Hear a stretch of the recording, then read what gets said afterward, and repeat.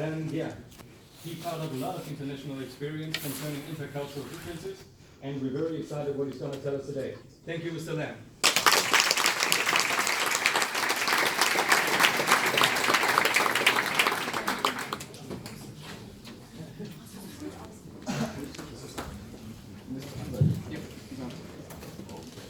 Danke. Testing. 1, 2, 3. OK。はい、始めます。私の名前は林です。どうぞよろしくお願いします。Okay. Can everybody here understand German? Versteht jeder Deutsch? Because we have two options. Ich könnte das auf Deutsch machen oder Englisch. Deutsch? Then why did the organizers request English? Should I really do it in English? Yeah. Yes, okay. I will give today's presentation in English. Wenn es irgendwelche Fragen gibt, einfach sagen und dann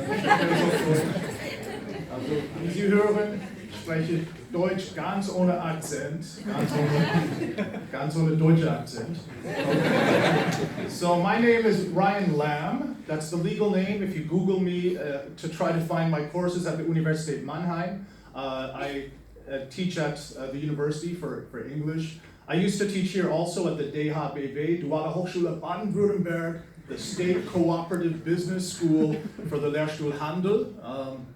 So I've been here for a while.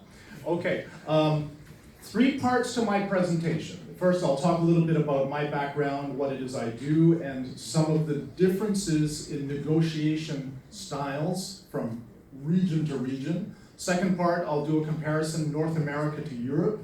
And the third fascinating part will be ASEAN, how Asians communicate. Because in the last 20 years almost that I've been working here in Europe, all of the business people I deal with always say the same thing. It doesn't matter. It can be South Korea, Hong Kong, Singapore, Taiwan, China, Japan.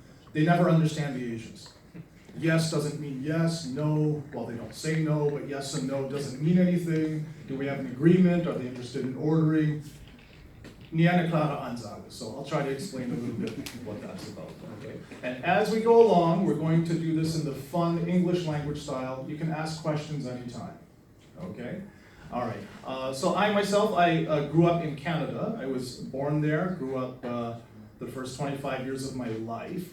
I studied languages and linguistics at Carleton University in the capital city of Canada.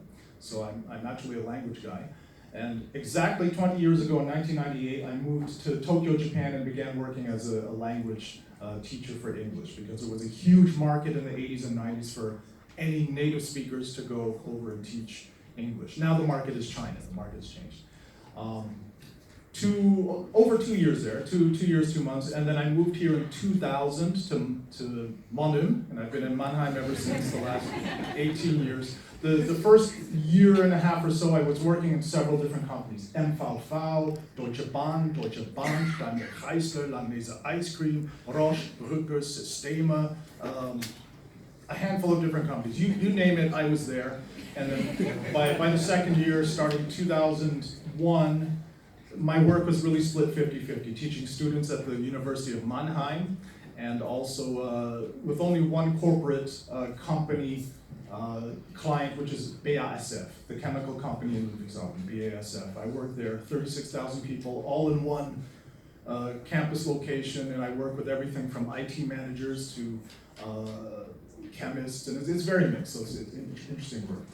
Now, I love this topic because I'm bringing a lot of experience to you guys, and if you have questions, really ask me, because if there's one guy you meet in your life who has lived 100 lives, that's me. So I'm 45 years old, I have a daughter your age, she's a 22-year-old genius working on her master's. By the age of 40, I had already worked in 18 different countries, not only as a speaker lecturer, but also if you Google my stage name, my Künstlername, Ryan Hayashi, then you find out I'm active as a television magician and mentalist, and I do stupid, dangerous sword stunts with a samurai sword. You'll find me on YouTube. 50 Millionen clicks, 50 million views, one video. Not doing the intelligent stuff, doing the stupid, dangerous sword stunts. Okay. But the good news is I grew up in North America, exactly on the US-Canadian border. just a 40-minute drive to Niagara Falls on the border. First 25 years of my life. So I do understand how they tick. I've been actively involved the last 15 years projects in the UK. And Asia, having lived over 2 years in Japan, and also sometimes I make the stupid joke, after I worked in Japan, seitdem sehe ich so aus. But the truth is my parents are Asian, so that helped a little bit. So what happened was I grew up with Asian parents and older generation. My dad's 84, still goes to work every day at his own business because he wants to. My mom's 75. So I grew up with older generation Asian parents, both from Hong Kong. So I have a Cantonese dialect Chinese name, Lam Ji Wing, which they don't accept for Canadian passports. Ryan, like Ryan Reynolds. Lam is the English translation Cantonese. In Mandarin, Linjuro is my name. In Japanese, Hayashi Kokorozashi Sakaeru. Now, it's like Michael Jackson, Michael Mittermeier. The same name, different pronunciation.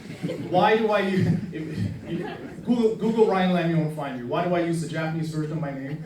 Say it in German like your mom and dad would. Ryan Lam. And you hear Rainer Lam and you'll never find this guy. So okay.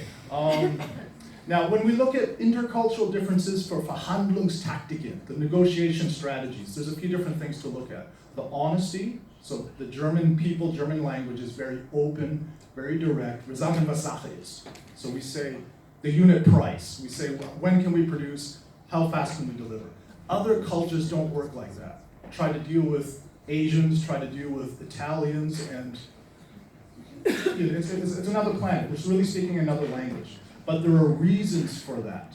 From culture to culture, the way people communicate is fundamentally different. Okay? I'll give a very few basic examples of this. If most of you grew up here in Germany, you would be familiar that if you're eating lunch somewhere in a restaurant, other people you don't know, if they're students, if they're work colleagues at a company, or even complete strangers, will turn to me and say, Guten Appetit. As to be polite, right? Aber was heißt das eigentlich? What does it really mean? They could just ignore me, say nothing, and there's no real meaning to this Guten Appetit, right? Or in larger companies, when you're walking in and out of elevators, and then people walk in, I've never seen before, if it's a larger building, they say, Morgen, walk out, tschüss, it's around 11:30, Mahlzeit. They might even say it without even remembering what I look like, because the brain doesn't register. If they look or not, that's one question. But they don't remember who they talk to as soon as they walk out the elevator. So what is the actual meaning of those words? Understand? Es bedeutet eigentlich gar nichts. It doesn't really mean anything. So when we do comparison between different cultures, we have to look at the actual meaning of the words. And I'll try to give a few examples as we go along so that people understand why in some cultures they don't like to say no, why in some cultures they like to talk around, okay? I guess that's a short intro for me. Any questions so far before I go into part two? I'll do a comparison within the English language speaking world, North America, Britain, and then Germany. No questions? Oh yes, okay, please.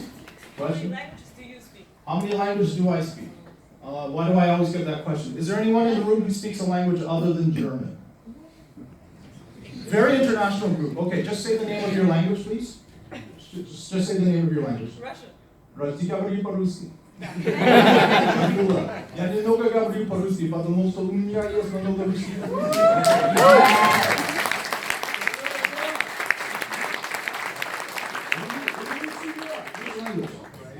Croatian.